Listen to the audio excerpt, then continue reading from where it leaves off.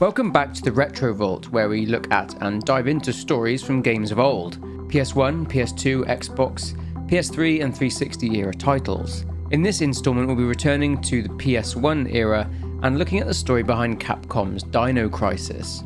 Dino Crisis emerged in 1999 during what was considered to be the golden age of survival horror. Games like Resident Evil 1 and 2 and Silent Hill were extremely well received and even today have stood the test of time and are firmly cemented as legendary titles. Because of the success around Resident Evil and Resident Evil 2, Dino Crisis was often overlooked, and it was often unfairly compared to Resident Evil. The similarities do of course come from the fact that the game was directed by Shinji Mikami, who also directed the earlier Resident Evil titles.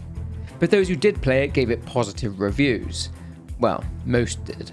I enjoyed it though, and I had as much fun playing it recently as I did back in the day. There's, even today, an extreme lack of decent modern dinosaur-themed horror games available. The only ones I really remember playing back in the day were Turok and Jurassic Park: The Lost World, which of course is more of a platformer than a horror game. Please note that there will be spoilers for Dino Crisis in this video. I'm excited to get into the story for this one, so let's begin. It's the year 2009. A United States government espionage organisation known as SORT, which stands for the Secret Operation Raid Team, have sent a 4-person team to a tropical island called Ibis Island, an island which was used by the Borginian Republic as a means for military research. That same year, SORT sent an undercover agent called Tom to the island, under the guise of him being a foreign researcher. Tom was sent there to figure out and report back as to whether the Borginian Republic's energy project could be used militarily, as in if it could be used as a weapon. But Tom didn't discover any signs of such an activity. But Tom did find something else. He discovered that the lead researcher at the facility was named Dr. Edward Kirk. Now this wouldn't have been a problem if it wasn't for the fact that Dr. Kirk had officially died in an accident 3 years prior. Tom thinks that the Borginian Republic's government is somehow involved in the staging of Kirk's death. This is a country that is famous for secretly developing new weapons, so the US government acted on Tom's info and sent in the team. Turns out that around the year 2000, Dr. Kirk had discovered a potential third-generation clean energy source, which is more efficient than nuclear energy. It was called Third Energy. The United States government backed Kirk up until the point that they ceased funding his project in 2006. Tom thinks that the Borginian government took advantage of Dr. Kirk feeling betrayed by his own country and helped Dr. Kirk fake his own death in a lab accident, and then secretly employed him to work in their facility on Ibis Island. The team's mission is to find Dr. Kirk, to secure him, and to take him back to the States. The team consists of team leader Gale and operatives Regina, Rick, and Cooper.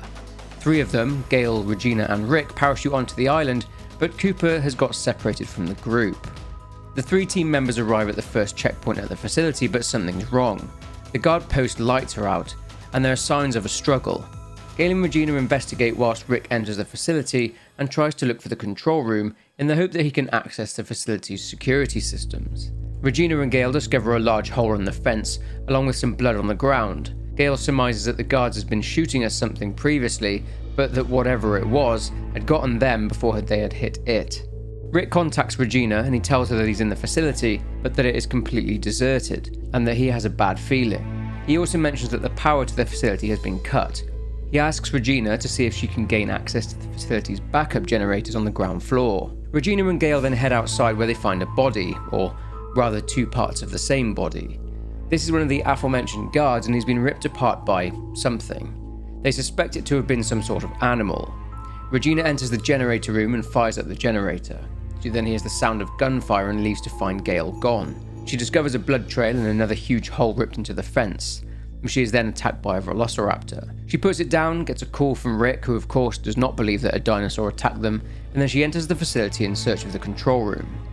Regina finds the control room and speaks with Rick. Regina says that they should continue with their mission to find and extract Dr. Kirk, whereas Rick says they should just get out of there.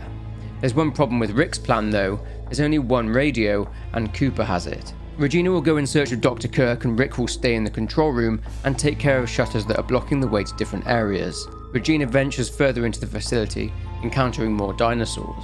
Near to the main entrance, Regina enters the chief's office and finds a survivor.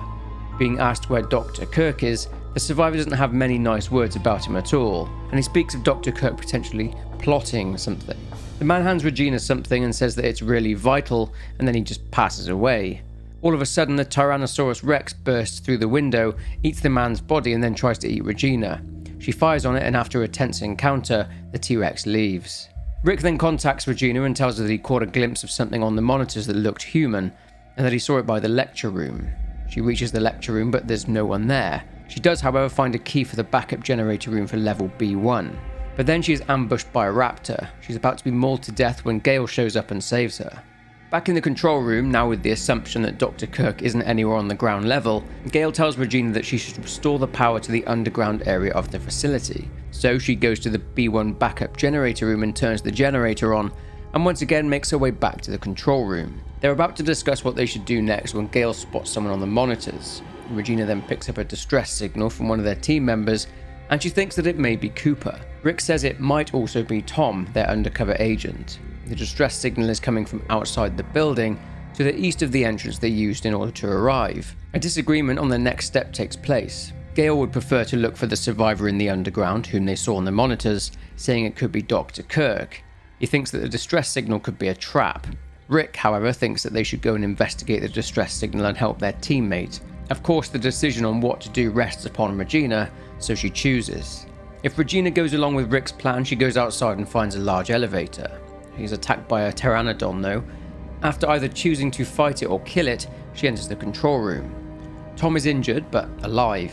He tells Regina and Rick that Kirk is insane, that his experiments have nothing to do with energy at all. Tom passes out and Rick says they should take him to the medical room.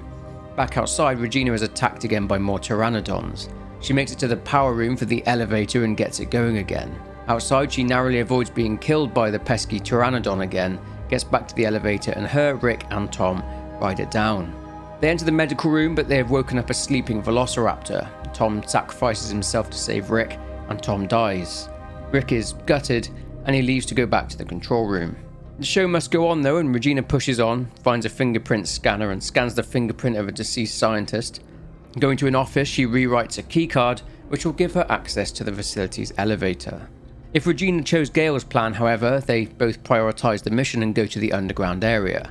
Gale spots Dr. Kirk heading for the laboratory and runs after him, and he and Regina get separated.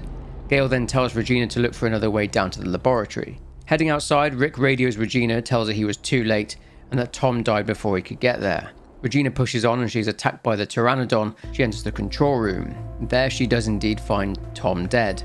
Nonetheless, just as in the other path, Regina procured the keycard through the same means as in Rick's path and uses the keycard to access the facility's elevator. After being attacked by another raptor, Regina uses a special key and passcode and makes it to level B1 and to the facility's main hallway. Passing through a computer room, Regina reaches the research area.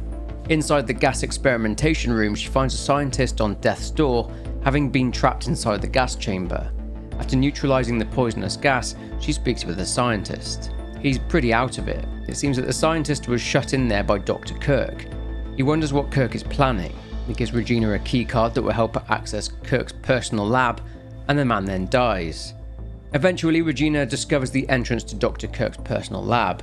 It needs 2 people to unlock it, so Regina calls Gale. He arrives and they use the keycards to reveal the hidden entrance to the lab. Behind the door in an experiment simulation room, there's no sign of Dr. Kirk, but Regina discovers a simulation of some sort of energy vortex. Is this what the experiments were for? Returning to Gale, it appears that Dr. Kirk has set off the emergency system and alarm on level B1, enforcing an emergency lockdown. Regina accesses a nearby panel and manages to lift the lockdown, but they only have 10 minutes before the section is completely sealed off, so they need to escape the area. Regina has to make yet another choice. She can go along with Rick's plan, which involves her going back into the experiment simulation room and using unlock codes provided by Rick in order to open an emergency hatch. This emergency hatch takes her to a large room where she discovers Dr. Kirk, and she tells him why they are there. Gale arrives and tells Kirk that he's been taken back to the US. Kirk doesn't want to go. He says that his study is nearing its final stage. He says he can't leave until he's analysed the final results. Gale isn't having any of it though, and he tells Dr. Kirk to go with him. Gale then tells Regina to locate the communications facility and to call in the chopper for extraction and to meet them at the heliport. If Regina chose Gale's plan, then the plan is to escape the sector by fighting her way out. She does so, and this time she eventually comes across Gale holding Dr. Kirk at gunpoint. The conversation plays out exactly the same as before, with Dr. Kirk being escorted away by Gale. One important thing to note is that Gale, before he leaves, says that he's going to drop Dr. Kirk off with Rick, and that he has a little unfinished business to take care of, and this arouses Regina's suspicions. Nonetheless, Regina makes her way to the communications facility and activates the antenna. But upon leaving the room, Regina is once again attacked by the T-Rex. She has to run for her life, but Rick manages to unlock a door for her and she escapes it. She makes contact with someone, but the signal is weak. And she informs the chopper pilot that their mission is complete, that they have Dr. Kirk, and to scramble the chopper to the heliport immediately.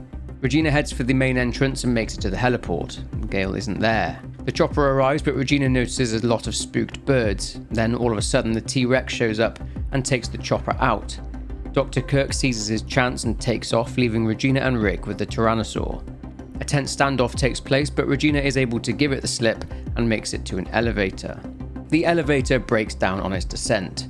Regina uses an underground passageway to the facility and comes across a group of small dinosaurs. She discovers that the underground area is a port, meaning that they may have another way of escaping the island via boat this time. Returning to the heliport, Regina tells Rick about the port, and they use another elevator to descend down once again. Gale contacts Regina and tells her that he's on level B3.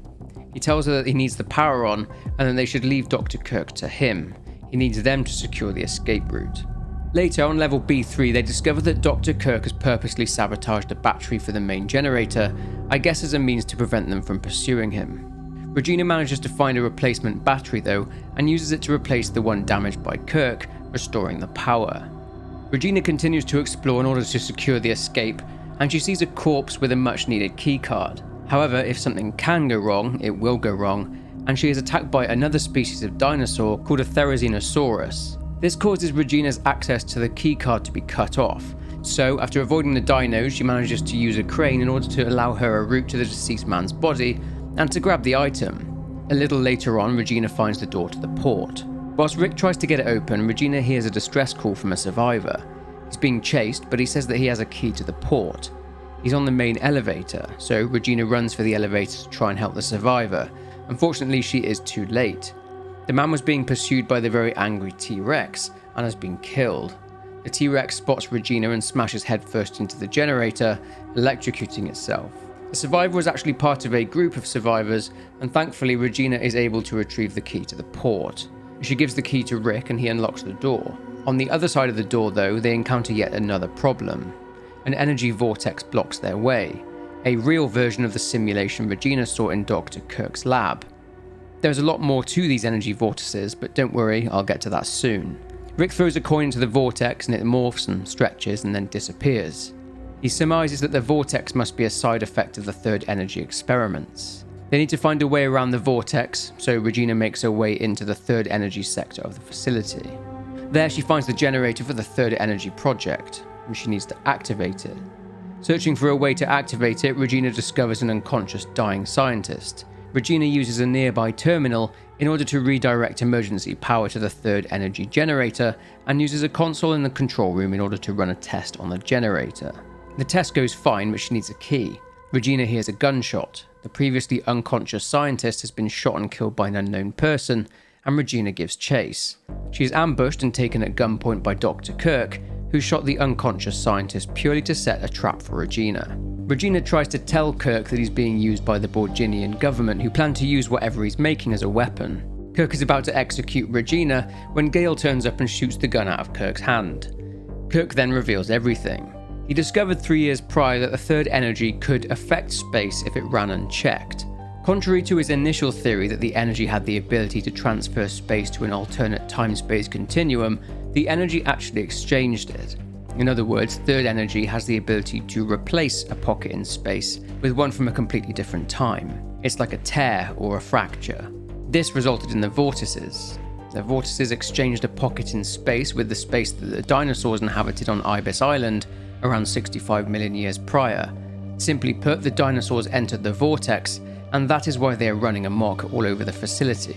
This means that the coin which Rick threw into the vortex earlier will have made its way into the jungle 65 million years into the past.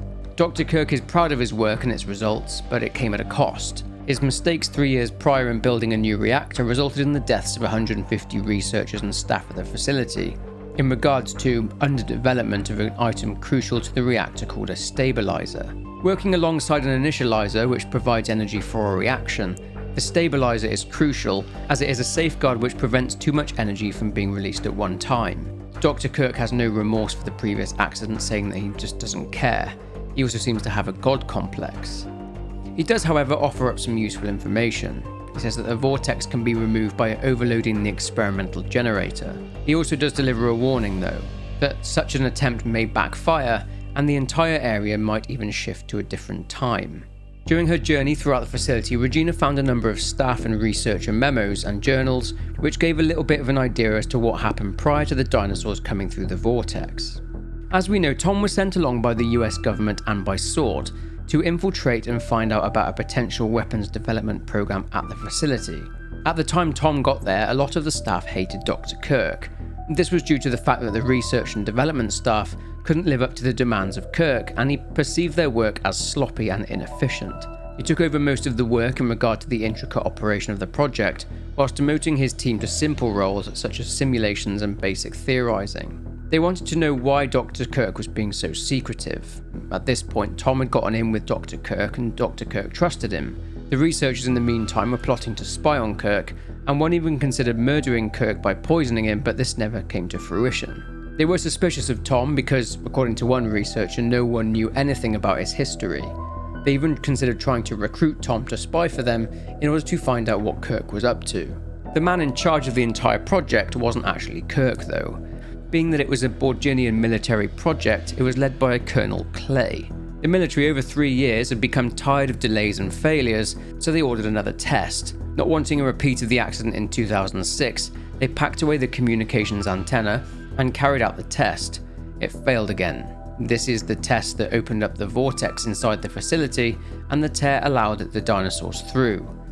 Given that the antenna had been packed away, the facility's staff were unable to contact anyone for help, and the majority of the staff died. But anyway, back to the plot. With no other choice, they decide that overloading the generator is their only course of action. So, once again, Rick, who has now joined them, and Gale disagree on how Regina should go about getting the initializer and the stabilizer. Rick says going to get the already assembled initializer and stabilizer from level B3 is too dangerous, with dinosaurs all over it, so he advises that she go to level B2 instead and get the parts from there. Gale, on the other hand, says that Regina doesn't have the technical knowledge to assemble the parts, that she can handle the dinosaurs and should go and get their already assembled parts. Whichever plan Regina chooses, she gets the 2 parts needed. She places them into the experimental generator and fires it up. It worked. The generator overloaded, but as a result, Gale, who was guarding Dr. Kirk, gets crushed by a large pipe. Kirk laughs at him and runs off, but not before Gale plants a tracker on him. Regina finds Gale, who isn't dead but he's badly injured, and she takes him back to the office where Rick was working. The vortex is gone now, so they can escape. Rick says that they should just leave Dr. Kirk there and leave without him. Gale reminds them of their mission, and despite not being able to walk very well, he stubbornly says that he's going after Dr. Kirk. Rick reminds Gale that it's a suicide mission and that they need to leave, but he says that if he's not back within 30 minutes, to just leave without him. So how Regina chooses to proceed from here influences the ending of the game.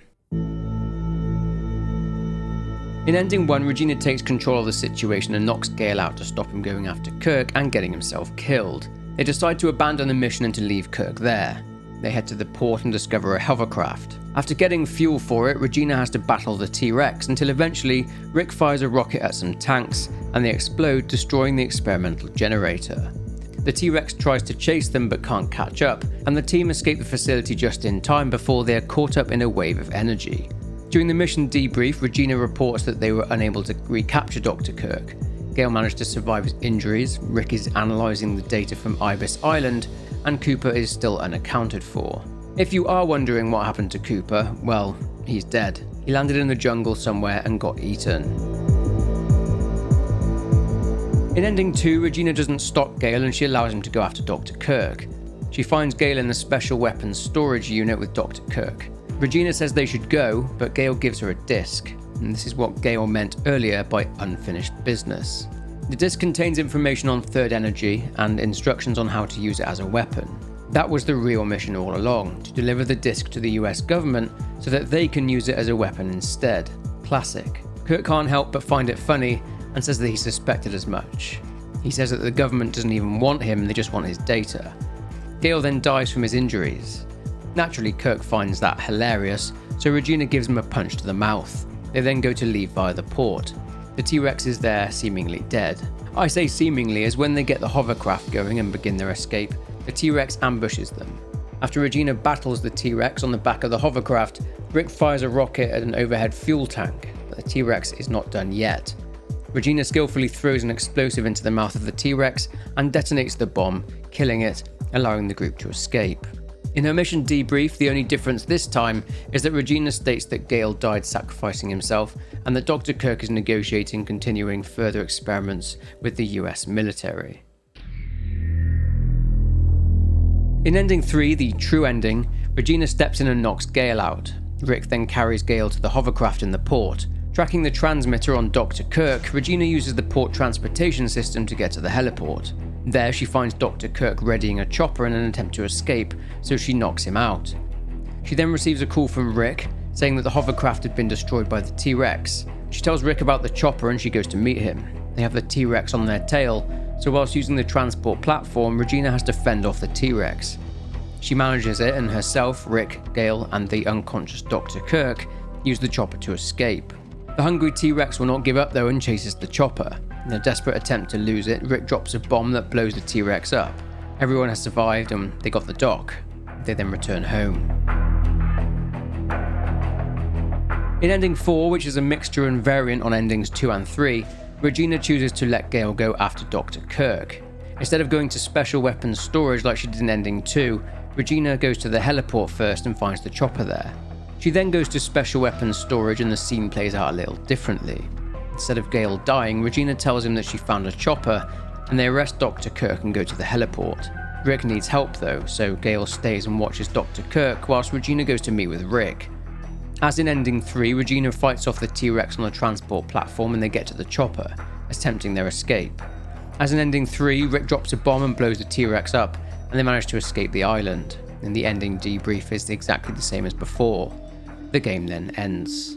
And that's it for the story of Dino Crisis. I had a blast playing this again along with explaining the story, and if you enjoyed this episode of the Retro Vault then please leave a like and subscribe to the channel. Comment below with your thoughts, but for now take care and I'll see you in the next one.